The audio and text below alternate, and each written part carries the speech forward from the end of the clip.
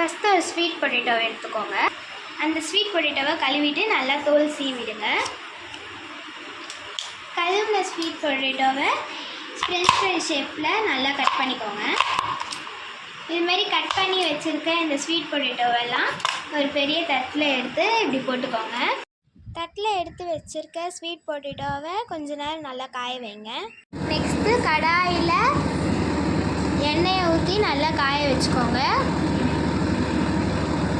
எண்ணெய் நல்லா காய்ஞ்சதும் காய வச்ச ஸ்வீட் பொட்டேட்டோவை அதில் போட்டு பொரித்து எடுத்துக்கலாம். அது நல்லா வறுத்து கோல்டன் ப்ரௌன் ஆனோடனே அதை எடுத்துடலாம்.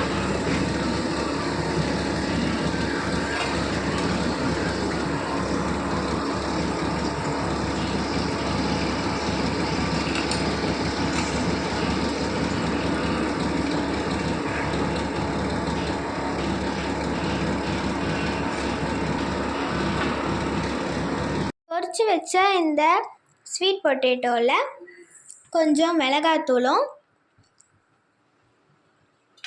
தேவையான அளவு உப்பும் இதில் போட்டுட்டு இது நல்லா மிக்ஸ் பண்ணி விட்டுக்கணும்.